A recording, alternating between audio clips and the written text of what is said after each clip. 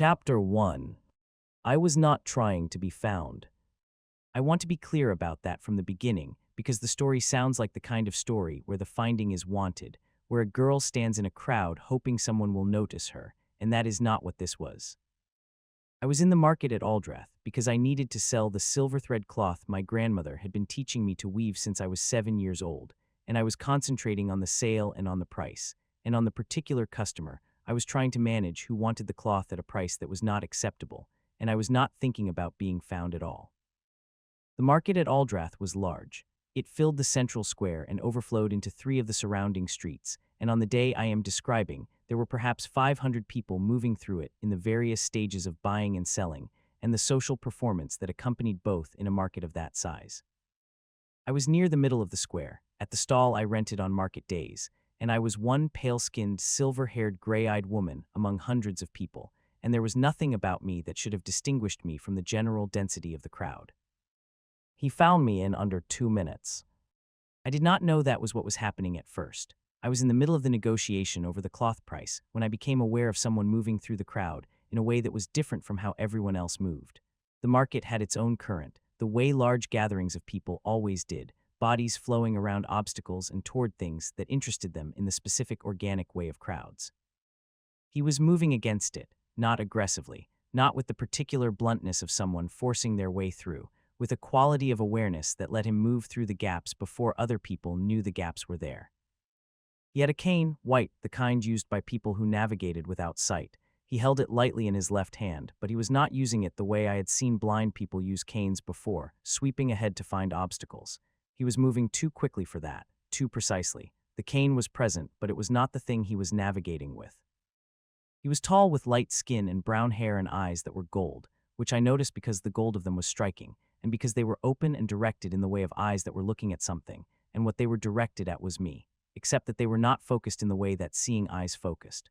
They were aimed in my direction, but the focus was absent, the specific quality of vision that made eyes red as looking rather than simply being open. His eyes were open and aimed and not seeing. He stopped at the edge of my stall. He was 3 feet from me. He was breathing normally, not the heavy breathing of someone who had been pushing through a crowd, but with the specific quality of someone whose breath told them things. He turned his head slightly, a small, precise movement, and then he was facing me exactly. Not the general direction of me, exactly me. His gold eyes aimed at my face with the precision of someone who could see me and the impossible quality of someone who could not. I stared at him. The customer I had been negotiating with said something that I did not hear because I was looking at this man who had walked through 500 people in a market to stand 3 feet from me and was now aimed at me with those gold eyes that were not seeing and somehow were. He said my name. Not loudly, not as a question, as a simple statement of confirmation, the way you say the name of someone you have been looking for when you have found them, as if he had known my name before he arrived and finding me was the conclusion of something rather than the beginning. I had never seen him before in my life. I was certain of this. I had an excellent memory for faces, and the face in front of me was not one I had encountered. The brown hair and the gold eyes and the particular shape of his features were not in any catalog of faces I had built across 23 years. He was a stranger who had found me in a market of 500 people in under 2 minutes and knew my name, and was looking at me with eyes that could not see. The customer said something else. I turned to them and finished the negotiation at a price that was lower than I wanted because my attention was divided, and I let it be divided because the man at the edge of my stall had not moved and was still aimed at me with those impossible gold eyes, and I found I very much wanted to understand how he had done what he had done. When the customer left, I looked at him directly. He waited, which was interesting, with the patience of someone who was accustomed to letting other people set the pace of interactions. He was not impatient. He was very still in the way that certain trained people were still, the stillness of someone whose body had been disciplined into a form of quiet awareness rather than the restlessness of ordinary stillness. I asked him how he had found me. He told me he would explain, but that it required some context, and asked if there was somewhere we could speak that was not the middle of a market. He asked this with a specific quality of courtesy that was not performative, not the courtesy of someone managing an impression, but the courtesy of someone who genuinely understood that he was making an unusual request and was acknowledging that it was unusual. I thought about this for a moment, a stranger who had found me impossibly in a crowd and knew my name and wanted to speak privately. All the practical reasons against this were present, and I noted them. I also noted that he had a cane and had just navigated a dense market without error, and that the quality of his stillness was not threatening, not the stillness of someone containing aggression, but the stillness of someone who was simply very present in the world without needing to fill it. I said yes. I told the neighboring stall to watch my goods, and I took him to the small eating house at the edge of the square, where I usually went on market days. He followed me through the crowd without difficulty, without the cane doing the work, exactly 2 steps behind me the entire way, as if he knew precisely where I was at every moment, as if the distance between us was something he was maintaining deliberately rather than simply managing as best he could. I thought about that the whole way to the eating house. Chapter 2. His name was Dean, and he had been blind since he was 16 years old. He told me this directly at the table in the eating house, without the particular awkwardness that some people brought to the subject of their own disability, the performance of normalizing it, or the performance of the difficulty of it. He stated it as information. He had been 16. He had been a swordsman in training. The accident had been an accident, not a battle injury, not something dramatic. A practice session and the wrong angle, and a moment of the specific bad luck that was nobody's fault, and that had cost him his sight permanently. He had kept training. This was the part of the story I found most significant as he told it. After the accident, after the doctors and the recovery and the full understanding that the sight was not coming back, he had kept training with the sword, not despite being blind, around it. He had found teachers who understood that sight was one way of knowing where things were and not the only way, and he had spent 7 years learning the other ways. He could hear things that most people could not hear, not because his hearing was supernatural, but because he had spent 7 years learning to attend to sound with the full quality of his focus, rather than the partial attention that people who relied primarily on sight gave to it.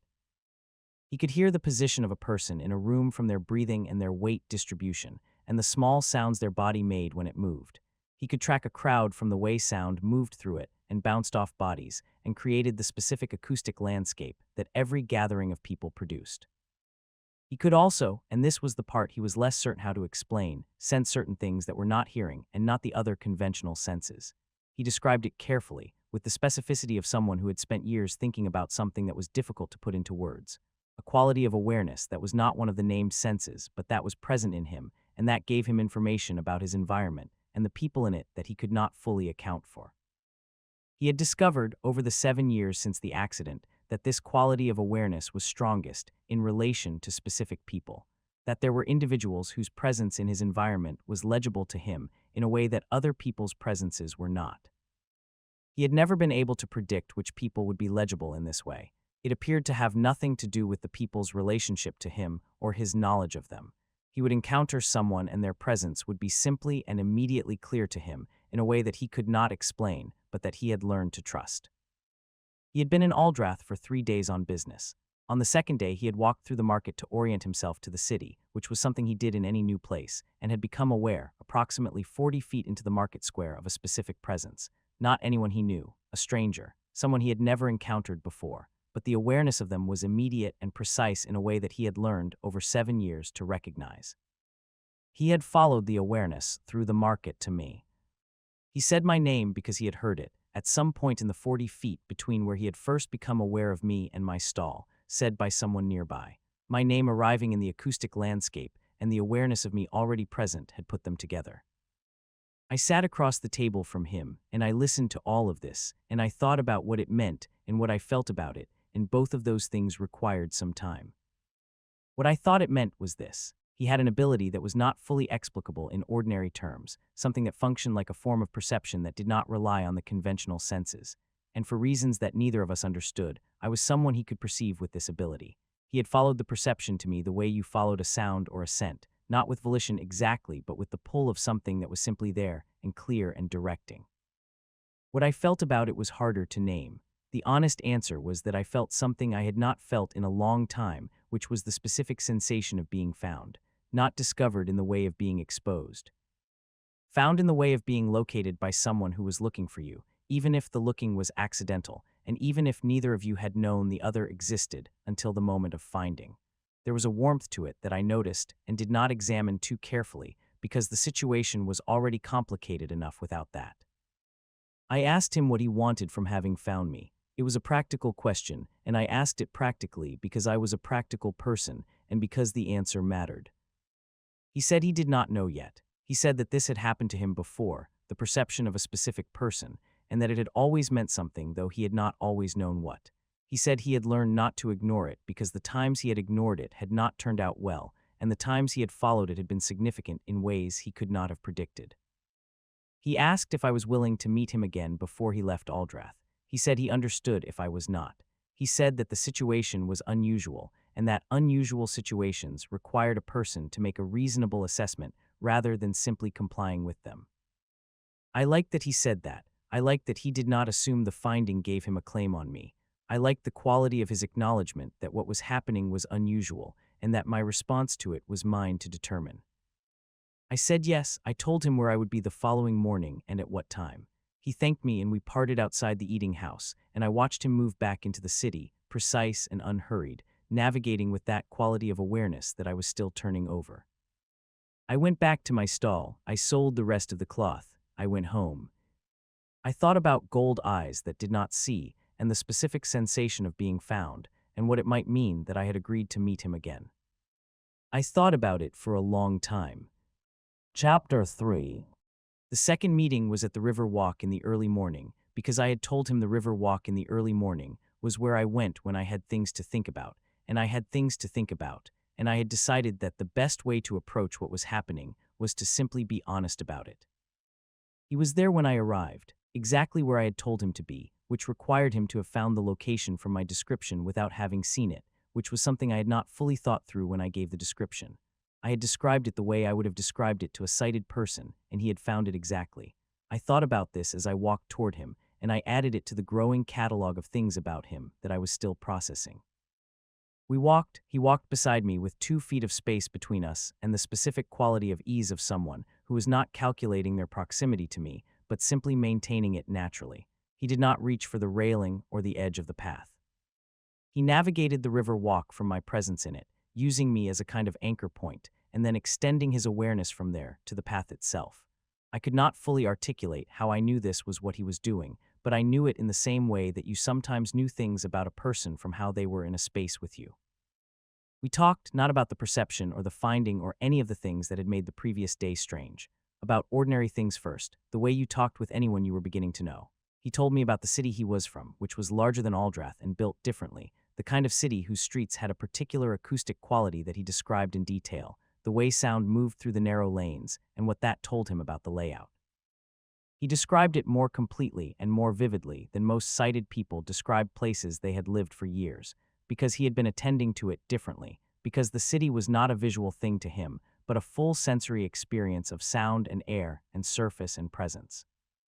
I told him about the silver thread weaving, about my grandmother and what she had taught me, and why the thread was silver and not another color, which was a long story involving the specific mineral content of the water in the river valley, where we lived, and its effect on the plants from which the dye was extracted, and the generations of weavers in my family who had worked with it and learned its particular properties.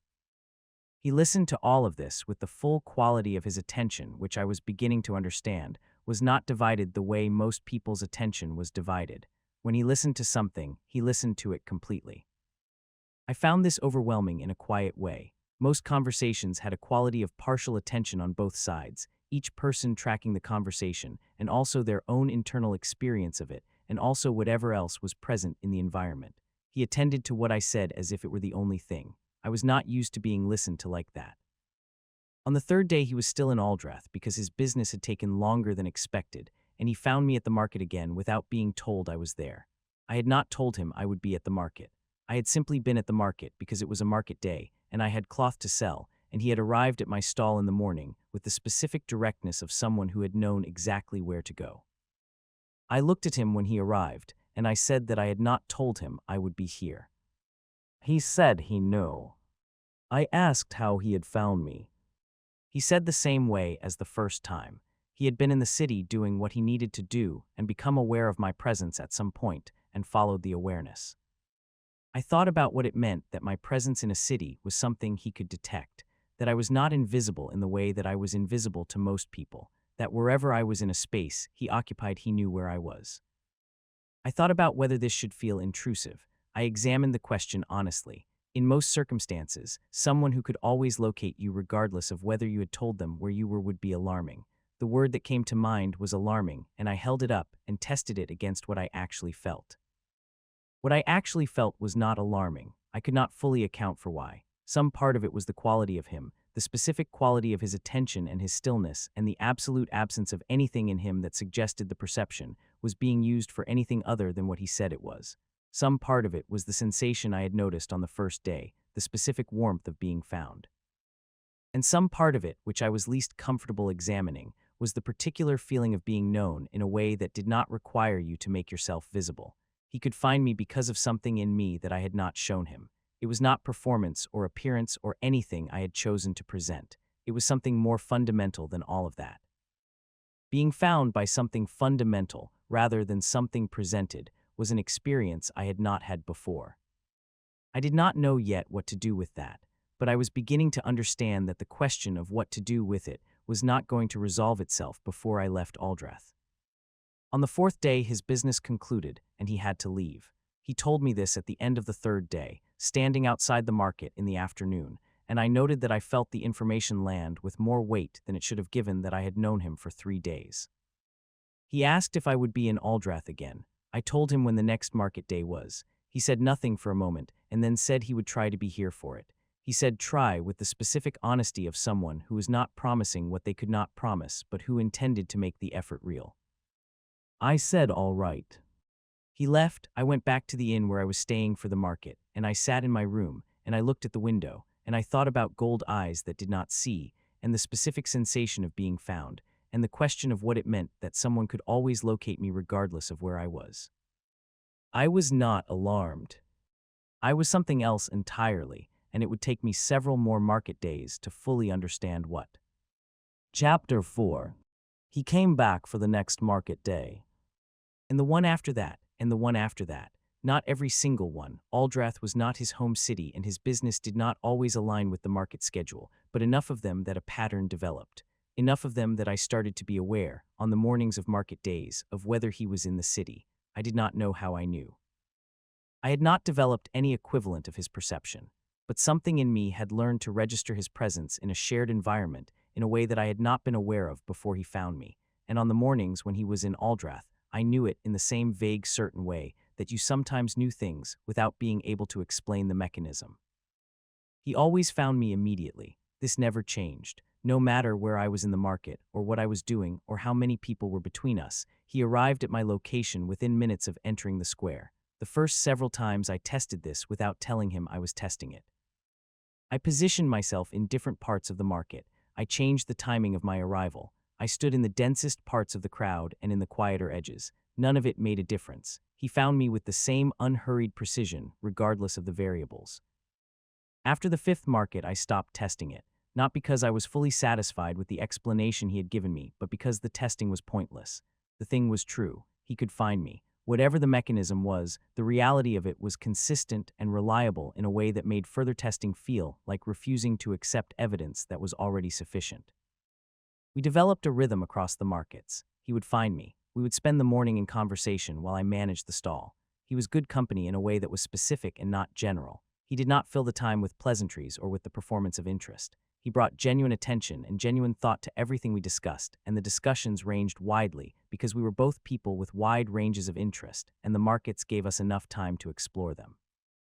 I learned about him across the markets the way you learned about people across sustained contact, not through direct disclosure, though there was some of that, but through the accumulated understanding that came from paying close attention to how someone was in the world. He was precise in the specific way of someone whose precision was not a personality trait but a necessity. When you could not see things, you had to be precise about everything else or the world became unreliable. His precision extended to language, to movement, to commitment. When he said something, he had thought about whether it was exactly true. When he moved, he knew where he was going. When he agreed to something, he did it. He was also, beneath the precision, a person who found things genuinely interesting, not performing interest, not the social performance of curiosity. He was curious about the world in the specific way of someone who had developed a different relationship with it than most people, and who found that different relationship consistently revealing. He would ask questions about things that sighted people did not usually think to ask about because they could simply look. What did the silver thread feel like compared to ordinary thread? What was the difference in weight between the cloth before and after the silver treatment? What did the river walk smell like compared to the market? He attended to the world through every sense except sight, and the attending produced a quality of awareness that I found increasingly remarkable. I found myself preparing for the market days differently, not dramatically. I was not rearranging my life around them, but I found that I was more interested in what had happened in the weeks between markets and more attentive to it because I knew I would be telling him about it. I found that I was noticing things I would not have noticed before, things that were less visual and more in the other senses, because talking with him had gradually shifted how I attended to the world. This was one of the things about him that I did not fully understand until I examined it. He changed how I was in the world simply by being in it with me, not by instruction or by effort, by the quality of his presence and his attention. Being with him made me more present. Being with him made me attend to things I would have passed over. Being with him made the world more specific and more textured than it had been before. I thought about this across the autumn markets, and I thought about what it meant, and I was careful with what I thought because some things needed to be thought carefully rather than quickly. Chapter 5. By the seventh market, I knew what I felt, and I was not pretending otherwise to myself. The knowing had been arriving gradually, and I had been watching it arrive with the specific attention. I gave things that were important and delicate, and that required careful handling. I had not tried to hurry it or slow it. I had let it come at its own pace, and I had been honest with myself at each stage of the arrival, and what I had arrived at by the seventh market was clear. I looked forward to the markets in a way that had nothing to do with the cloth sales. This was the most practical piece of evidence, and I started with it because I was a practical person who trusted practical evidence.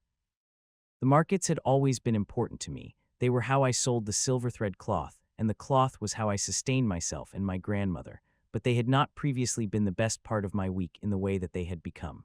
The best part of my week had become being in the same space as Dean, and the market was where that happened. When he was not in Aldrath, the markets were fine. I did my work and sold my cloth and spoke with the other vendors and the customers and went home.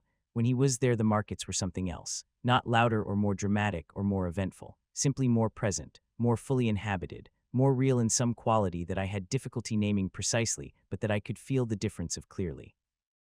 I thought about him between markets. This was the second piece of practical evidence. I thought about things he had said and the specific quality of his attention and the way he described the world through the senses he used, and what it was like to be found by something more fundamental than what I chose to show. I thought about these things in the ordinary hours of ordinary days, and they were present in the thinking in a way that was different from how most people I had known were present in my thinking. Most people, even people I cared about, were present in my thinking when something reminded me of them, or when something happened that I wanted to tell them. He was present in my thinking independent of triggers. He was simply there, in the way of something that had settled into the structure of how I moved through my days. The third piece of evidence was the sensation I had noticed on the first day, and that had not gone away or diminished across 7 markets. The warmth of being found, of being located by something that was not my surface. It was present every time he arrived at my stall, and every time I was aware of his presence in the city, and every time he turned those gold sightless eyes in my direction with the impossible precision that still made something in me go quiet and still. I sat with all 3 pieces of evidence, and I was honest about what they added up to. Then I thought about what to do with it. This was harder. The situation was unusual in ways that made the usual approach to these things, simply telling someone what you felt and letting the response be what it was, more complicated. He could find me regardless of whether I wanted to be found. The finding was not something I had chosen, and it was not something he had chosen. It had simply happened, and it was happening consistently, and neither of us had fully agreed to it. Telling him what I felt added a layer to a situation that already had more layers than most. I did not want to say something that would change the texture of what existed between us if the change was not the right kind of change. I also thought about the fact that I was not the only one who had something to examine. He had come back to 7 markets. He did not live in Aldrath. He had his own city and his own life and his own business that did not require him to be in Aldrath with any regularity. He came because the perception brought him and because he followed the perception. But the perception was not the reason he stayed at the stall for hours or returned the following market or found me again at every market since the first. The perception found me. Whatever happened after the finding was something else. I thought about whether he knew what that something else was. I thought it was possible that he did not, that he was following the perception without fully examining what it meant that he kept following it. On the 8th market day, I decided that someone was going to have to say something. I was not going to wait indefinitely for him to say it. I was not a person who waited indefinitely for important things to be said. The bakery story was not my story, but it was the kind of story I understood. Some things needed saying, and they needed saying by whoever had the information and the willingness and the appropriate moment. I had all three. Chapter 6. I saw him with the sword before I said anything. This was not planned. It happened because on the morning of the 8th market day, I arrived in the square earlier than usual and heard something on the far side of the square that was different from the ordinary market sounds. A rhythm, controlled and deliberate, not aggressive, not the chaotic sounds of a fight, but the specific sounds of training, steel moving through air in precise sequences, the particular quality of someone who knew exactly what they were doing with a blade. I followed the sound because I was curious in the specific way of someone who had grown up weaving and understood craft and recognized craft in any form when she encountered it. He was in the open space at the far end of the square where the market did not reach, before the vendors had set up for the day. He was moving through a sequence with his sword that I understood, even knowing almost nothing about swordwork, was very advanced. Not because it was fast, though it was fast, but because of the quality of control in it. Every movement was exactly as large as it needed to be and no larger. Every shift of weight was precisely timed. Every extension and return of the blade described a geometry that was deliberate and complete. And he could not see what he was doing. He could not see the blade or the space around him or the light on the steel. He was doing all of it through the other senses and through whatever the additional quality of awareness was that he had described to me. He knew where the sword was not by looking at it, but by knowing where his hand was and what it was doing. He knew where his body was in the space not by orienting to visual landmarks, but by the sound the space made around him and the feel of the ground under his feet and the specific quality of air movement that told him what the volume of a space was. I watched for a long time. There was something about watching him move that affected me in a way I had not anticipated. It was not the aesthetics of the swordwork, though the aesthetics were considerable. It was something more specific than that.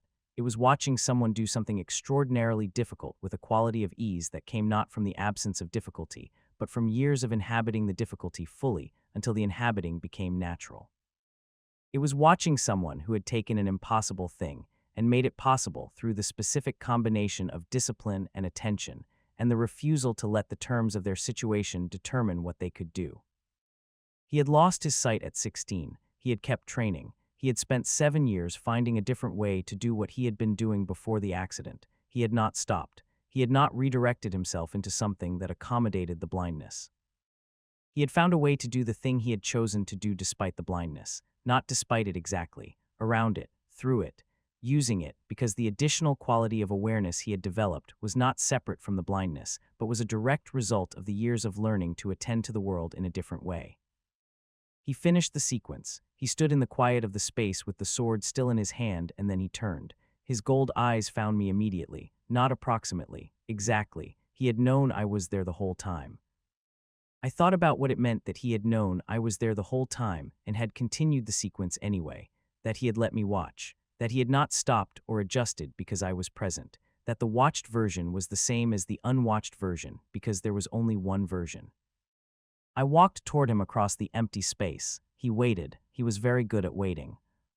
I stopped a few feet from him. I looked at the sword in his hand and then at his face. I told him that he was remarkable. I said it directly because it was true and because he was someone who valued directness and because remarkable was the accurate word. He was quiet for a moment. Then he said something that I thought about for a very long time after. He said that remarkable was not what he would have called it. He said he would have called it necessary. He said that after the accident, he had faced a choice between what was possible within the limitations of what he had become and what he wanted. He said he had found, across the 7 years, that the gap between those two things was considerably smaller than it had first appeared, and that the work of closing it had been the most significant thing he had done. I stood in the early morning market square with this person who could find me in any crowd and who had turned blindness into a different kind of seeing, and who used the word necessary where I would have used remarkable, and I understood something that had not been fully clear to me before. I understood that what I felt was not the warmth of being found, or not only that, it was also the specific response of someone who had recognized something in another person that resonated with something in themselves, the refusal to accept the terms of a situation as the limit of what was possible, the discipline required to close the gap between what was possible and what you wanted, the specific quality of someone who had done that work and who understood it from the inside. I recognized it because I had done a version of it myself, not the same version, but the same fundamental thing. I was going to say something today, I was certain of it. Chapter 7. I waited until the afternoon, when the market was winding down and the square was less crowded, and the light had the specific quality of late afternoon in the city that I had noticed. He seemed to find easier to navigate than the dense midday market. We were at the edge of the square on the bench, near the fountain that we had ended up at on several previous markets, without specifically intending to.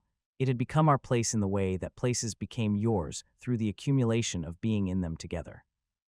He was beside me, close enough that I was aware of him in the specific way I was always aware of him, and he was turned slightly toward me because he always positioned himself so that his best functioning sense, his hearing, was most directly oriented toward the person he was with. I told him I wanted to say something. He said all right. He did not add anything, did not fill the space before I spoke. He simply waited with the patience that was one of the most consistent things about him. I told him that I had been thinking about the markets, about the pattern of them and what the pattern had produced and what I had understood from the producing. I told him that I was not someone who said things before they were ready to be said, and that I had been giving this the time it required, and that I believed it was ready. I told him that I had been looking forward to the market since the second one, not for the sales, for him. I told him that I thought about him between markets in a way that was different from how I thought about most people, which was to say consistently and specifically, and with the quality of attention that I reserved for things that mattered. I told him that being found by him on the first day had felt like something significant before I had any reason to know that it was, and that the 8 markets since had confirmed, rather than complicated, that initial understanding. I told him that what I felt was specific and not general, and that I was telling him because I had decided that one of us needed to say it, and I was willing to be the one. I said all of this looking at him, watching his face receive it. He was very still, the specific stillness of someone who was fully present and processing something with their complete attention. His gold eyes were aimed in my direction in the precise way they always were, and the expression on his face was doing something I had not seen it do in 8 markets of careful watching. Something was open in it that was usually not open, not managed away, simply open. He was quiet for a moment that was long, and that had weight and direction in it. Then he told me something he had not told me before. He told me that the perception, the awareness of specific people that he had described on the first day, had 2 qualities that he had not fully explained when he described it.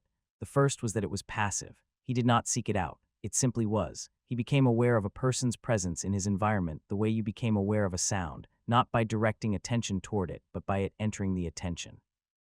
The second quality was that it was never the same twice. Each person he had ever perceived this way had their own specific quality in the awareness, the same way that different sounds were distinct from each other, not just by volume or direction, but by what they were. He had perceived perhaps 15 people this way across 7 years. Each of them had been distinct. Each of them had meant something different. He said that my quality in the awareness was something he had not encountered in any of the previous 15. He said he had been trying to find language for it across 8 markets and had not fully succeeded and was going to give me the best version he had. He said that most of the people he had perceived this way had been clear to him, present and legible and findable. I was all of those things, but there was something additional in how I was present that the others had not had. He said the closest word he had was home. He said that was not quite right because it was too large and too vague, and he was more precise than that word allowed, but that the quality of my presence in his awareness was the quality of something that his awareness recognized as belonging, as mattering in a way that went beyond the particular and toward something more fundamental. He said he had been following that quality for 8 markets without fully acknowledging what it was. He said he was acknowledging it now. The fountain behind us was doing what fountains did. The market square was doing what it did in the late afternoon when the vendors were packing up, and the city was shifting into its evening self. We were on the bench that had become our bench, and I was looking at him, and he was aimed at me with those gold eyes, and something that had been building across 8 markets was simply present now, simply named, simply real. I reached across and put my hand over his. He turned his hand and held mine. We stayed on the bench until the square was nearly empty, and the evening was coming, and the city was becoming its quieter nocturnal self. We talked about some things and did not talk about other things, and both the talking and the not talking were comfortable and right. When we finally stood to go, I said that there was a market in 3 weeks, and that I would be at my usual stall at the usual time. He said he would be there. I believed him the way I believed everything he had told me, which was completely, because he did not say things he did not mean. Chapter 8. The 3 weeks between the 8th market and the 9th were different from the previous intervals. Something had settled, that was the best way I could describe it. The thing that had been building across the 8 markets, the accumulation of perception and conversation and the specific sensation of being found and all the other pieces of what had been developing between us, had been named, and in the naming it had settled into a different kind of reality. Not a bigger reality, a more solid one. The difference between something implied and the same thing stated. I worked on the silver thread cloth with my grandmother in the days of the 3 weeks, and I told her about him. Not immediately. I was careful about what I shared and with whom and when. But my grandmother had taught me everything I knew about attending to what was true and ignoring what was merely comfortable, and she deserved honesty from me about the things that mattered. I told her about the finding, the market and the crowd and the gold eyes that were not seeing, and the name spoken with the certainty of confirmation. I told her about the 7 years of training after the accident and the perception that could not be fully explained, and the 15 people before me and the word he had used, and not quite trusted. My grandmother listened to all of it. She was a woman who had been attending to things carefully for a very long time, and who had a quality of stillness that reminded me of his. Not the same quality, but the same kind of thing. The stillness of someone who had done enough living to understand that most things required patience rather than urgency. When I finished, she was quiet for a moment. Then she said 2 things. The first was that the silver thread was not silver because of the mineral content of the water, which was what I had told him. The silver was because her grandmother's grandmother had found a way to work the thread in a particular light at a particular time of year, and the light did something to the fiber that no one had ever fully explained, but that produced the silver. The science was not the reason. The paying attention was the reason. Her grandmother's grandmother had been paying attention to the thread in a particular light and had noticed something no one else had noticed and had learned to work with it. She said the second thing was that the boy with the gold eyes sounded like someone who paid attention. I said he was the most attentive person I had ever met. She went back to her weaving. I went back to mine. We worked in the comfortable parallel of 2 people who had been working together for a long time, and I thought about what she had said and what it meant. On the 9th market day, he found me in under 2 minutes, the same as always. He arrived at my stall, and his gold eyes aimed in my direction, and something in the quality of the aiming was different now, warmer somehow, or perhaps the warmth had always been there, and I was simply more aware of it now that it had been named. We spent the morning the same way we had spent the previous 8, with the stall and the customers, and the conversations that ranged widely. But the conversations had a different texture now. There was less management in them, less careful navigation of what to say and what to leave aside. We talked about things we had not talked about before because the things had been on the other side of what had been unsaid, and now that the unsaid had been said, the other side was accessible. I told him about my grandmother and the silver thread, and what she had said about his grandmother's grandmother and the light. He was quiet for a moment, and then he said that he had always been drawn to stories about people who paid attention to things that other people passed over. That paying attention was the skill he had the most respect for because it required both capacity and will, because most people had enough capacity but deployed it selectively, and the selecting was where the loss happened. I told him I thought that was exactly right. He said he thought I was someone who paid attention. I said I was trying to be. He said he had noticed. The stall was busy, and we worked around the busyness with the practiced ease that had developed across the markets, and the afternoon came. And with it, the light that he seemed to find easier, and we went to the bench by the fountain, and we talked until the evening came, and he was not leaving Aldrath that night, so we had dinner at the eating house by the square, and the dinner was several hours long. And when it was over, I was not ready for it to be over, but the evening was late, and we both had things in the morning. I walked back to my inn. He walked beside me, and I thought about the quality of being beside him, the specific 2 feet of space maintained without effort, and I thought about what it was like to move through the world with someone who knew where you were at every moment, not by looking, but by something more fundamental. I thought it was the best company I had ever had in a city. Chapter 9. The question of what we were was not one we addressed directly for some time. This was not avoidance. It was the natural pace of 2 people who had both learned, through different circumstances and different kinds of experience, to trust what developed slowly over rushing things toward a resolution that was premature. He kept coming to the markets. Not every one, the distance and the practicalities of his life in another city made every one impossible, but enough that the pattern was real, and the gaps between the markets he missed were simply gaps rather than absences. I understood the difference. An absence was the failure to be present when presence was expected and possible. A gap was the necessary interval in something that was continuing. The markets he missed were gaps. Between markets, the letters began, not immediately. It took until the 12th market for us to arrive at the practical question of how we maintained what existed between the markets, and the answer we arrived at was letters, because letters were what existed for the purpose, and because we were both people who could say things in writing that we might circle around in speech, not for lack of honesty, but because writing gave you the time to find the exact word. His letters were like his conversation, precise and wide-ranging, and full of the specific observations of someone who attended to the world differently from most people. He wrote about the city he lived in and what it sounded like in different seasons, the way the acoustic character of a city changed with temperature and humidity, and the specific mix of people who were in it. He wrote about things he had understood about the swordwork that week, not technical things, but the deeper understanding that came from continued practice of a difficult thing.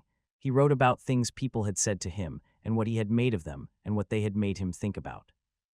I wrote back. My letters were longer than his because I wrote differently, more associatively, following one thing to the next, and letting the letter find its own shape rather than directing it. He said once that my letters were like the silver thread cloth, that there was a structure underlying them that was not immediately visible, but that became clear when you attended to the whole. I thought about that for a long time. On the 14th market, he arrived at my stall in the morning and stopped 2 feet from me in the usual way, and then did something he had not done before. He reached out and found my hand, not hesitantly, with the specific certainty of someone who knew exactly where my hand was, which he did, and who had decided to take it, which he had. I held his hand. The morning market continued around us, and we were in it with the stall and the customers and the ordinary business of a market day, and we were also simply this, 2 people standing close with held hands in the morning light. He did not say anything about it. Neither did I. Some things were better said by doing them rather than by naming them, and this was one of those things. I thought about my grandmother and what she had said about paying attention. I thought about his gold eyes that were not seeing, and the specific quality of being found by something fundamental. I thought about 14 markets of attending carefully to what was developing, and the specific way that careful attention had produced something real and solid and not premature. We were not going to rush the rest of it. We had both taken our time with this, and we were both glad of it, and the gladness was present in how we were with each other in a way that I thought was visible to anyone who was paying attention, which in this market, at this stall, on this particular morning, was primarily him. He was always paying attention. Chapter 10. The question of the distance between his city and mine was one we eventually had to address directly, and we addressed it the same way we addressed most things, which was carefully and honestly, and without rushing toward a conclusion before we had thought through the full shape of the question. He lived in a city that was 3 days' travel from Aldrath. I lived in a valley 12 miles from Aldrath. The distance between our homes was not impossible, but it was real, and it had practical implications that neither of us were interested in pretending were not present. People navigated distances like this all the time. They did it through the sustained effort of letters and planned visits, and the specific discipline of maintaining something that could not be sustained by proximity alone. We were both people capable of sustained effort and specific discipline. This had been established independently of each other before we met and confirmed by everything since. The question was not whether we were capable of it, but what shape the capability would take. On the 16th market, we talked about it properly, not as a problem to be solved, but as a reality to be understood. He described his life in his city. His work, which was primarily the training of others in the specific discipline he had developed, not teaching blindfolded swordsmanship, but teaching the broader principles of attending to the world through senses other than the primary ones, and what that attending produced in a practitioner's awareness. He had students who came to him for this, and the teaching was the work that most satisfied him, and that he was not willing to stop doing. I described my life in the valley, the weaving and my grandmother and the specific quality of the place, the river and the light and the particular properties of the things that grew there that produced the silver thread. I was not willing to stop doing this either. The weaving was not just my livelihood. It was my grandmother's work and her grandmother's work, and the specific place it came from was part of what the work was. We looked at the shape of these 2 lives and the distance between them, and we were honest about what the honesty required. The markets were not sufficient on their own.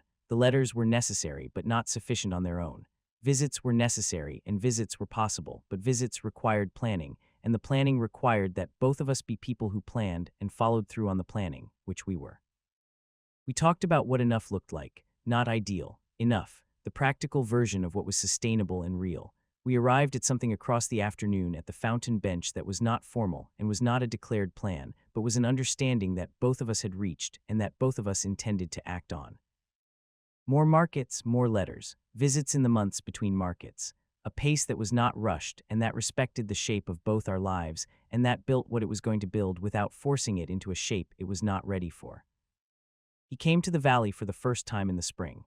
I had described the valley in letters, and he had described his city, and neither of us had seen the other's home, and the visiting was its own kind of knowing, different from the market knowing, more interior, more revealing of the daily texture of a life. He arrived in the valley on an afternoon in early spring, and I met him at the edge of the village, and he came to where I was standing with the same unhurried precision that he had come to my stall on the first market day, and I thought about how different that first finding felt from this one. The first finding had been strange and inexplicable, and had produced a quality of wondering that I had carried for weeks. This finding was familiar and expected, and produced a quality of something that had been waiting to happen, and was now happening, and that was simply right. My grandmother was in the house, and I introduced them, and she gave him the specific quality of attention she gave everything, complete and unhurried, and afterward she went back to her weaving and said nothing to me about it that day. She said something the next morning. She said that he had the stillness she had expected, and that his hands were the hands of someone who had done real work for a long time, and that she was glad I had found someone who paid attention. I told her he had found me. She said it amounted to the same thing. I thought about that for a while and concluded she was right. Epilogue. 1 year after the first market, I am in Aldrath on a market day, and he has been in my city for 2 days because he came specifically for this market, and I found him at the inn where he stays when he is in Aldrath before I went to the market square, because I had learned, across the year, that my own awareness of his presence in a shared environment had developed in a way I had not anticipated when this began. I could not find him in a crowd the way he could find me. I did not have the perception, but I knew when he was in Aldrath in the same vague certain way that I had known on a few of the earlier market mornings, and I had stopped being surprised by the knowing and had started simply using it, going to where he was rather than waiting for him to come to where I was. He had said once that this was what happened, that the perception was not one-sided in the way it might appear, that the people he had perceived across the years had all developed some version of awareness of him in return, not the same version, not the same precision, but something. He said he thought it was because being attended to in that particular way changed how you attended in return. That awareness was not passive. That being the object of that quality of perception shifted something in how you perceived. I thought about this and thought it was true. I thought about my grandmother and the silver thread, and the light that her grandmother's grandmother had been paying attention in and what the paying attention had produced. Some things became visible only when you attended to them fully, and the attending changed both the thing attended to and the person attending. We are at the stall in the morning market. He is beside me in the way he has been beside me for a year of markets, the 2 feet of space maintained without effort, the gold eyes aimed in my direction with the specific quality I have long stopped trying to fully name. The silver thread cloth is on the counter behind me. The market is doing what markets do. The customers come and go, and I manage the stall, and he is simply there, present in the way he is always present, full and attending and entirely himself. A woman stops at the stall who does not know us and who looks at him with the specific curiosity that some people brought to the gold eyes and the cane, the look of someone trying to understand. She asks me something about the cloth and I answer, and she asks another question, and at some point her curiosity shifts from me to him, and she asks him something direct about whether he can see. He says no. He says it with the same quality he had brought to that information on the first day, simply and without performance. He says he has been blind since he was 16. She says she is sorry. He says there is nothing to be sorry for. He says that what he has instead of sight is considerable and that he finds it sufficient. The woman looks at me and then at him, and she has understood something from the looking that she was not told directly, and she smiles and moves on. I look at him after she has gone. His gold eyes are aimed at me with the impossible precision, and the expression on his face is the open version, the not managed version, the version I first saw on the bench by the fountain when I said what I said and he received it. I think about the first market, the crowd and the 500 people and the 2 minutes and his gold eyes finding me across the impossible space. I think about everything that had been building in the year since, and what it had produced, and what it was still producing, and the specific quality of what it felt like to be found by someone who found you through something more fundamental than what you chose to show. He has always known where I am. This has not changed. In any space we share, he knows my location with the same unhurried precision he has had since the first day, but the knowing has changed in texture across the year. It started as the inexplicable fact of a perception he could not fully account for, and it has become the specific knowledge of someone who has attended to a person, with the full quality of his attention for a year of markets and letters and visits, and the daily accumulating reality of what two people built when they were careful and honest and willing to take the time that the building required.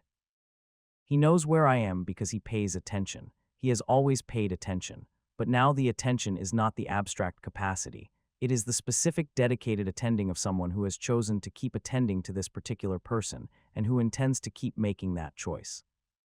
I know where he is too, not with the same precision, but with the same intention. The market goes on around us. The silver thread cloth sells. The morning light does what morning light does in the city in spring. My grandmother is at home in the valley working the thread in the specific light that makes it silver and thinking about something I will tell her about when I get home.